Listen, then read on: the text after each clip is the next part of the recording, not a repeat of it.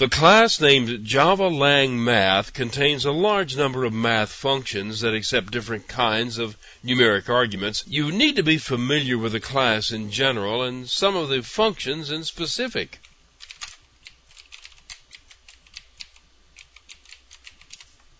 I have written a small program that will show you how some of these math functions work. The methods are all static in this class, which in effect makes them work like functions. You can use the functions anywhere in your code without creating an object first. Here's the output from the program.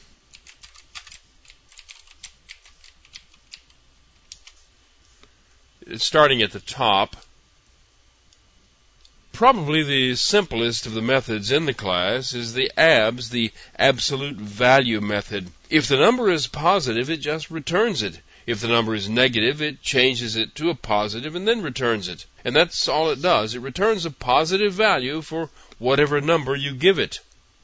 The name of this method is short for ceiling. You give the ceiling method any floating point number, and it will return the smallest whole number that's larger than the floating point number that you pass to it.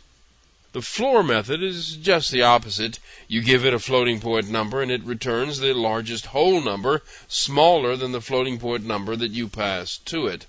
The max method returns the larger of the two values you pass to it, and the min method returns the smaller of the two values you pass to it. The round method will return the closest whole number to the floating point number you pass to it. As you can see, the number in the middle, 0.5, is taken to be more than half and returns the larger of the two choices. Anything less than 0.5 will return the smaller value. These are the trigonometry methods.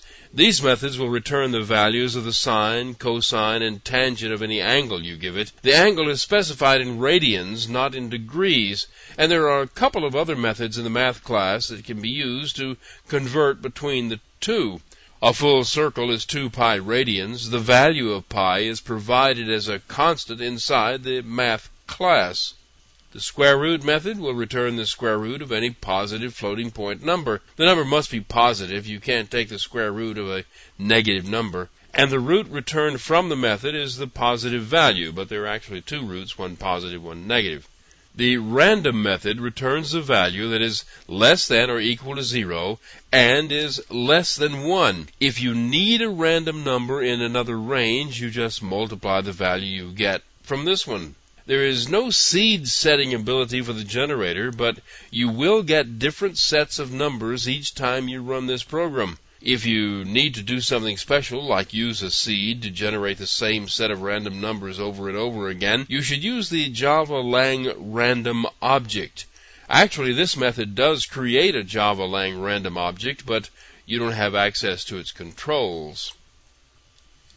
There are some other methods to the math class, and some of the ones I've shown you can be called with different types of values. And there is another class named strict math that has the same collection of methods as this one, but it's much stricter about the internal calculations. Use Java Lang math for efficiency, and use Java Lang strict math for higher accuracy.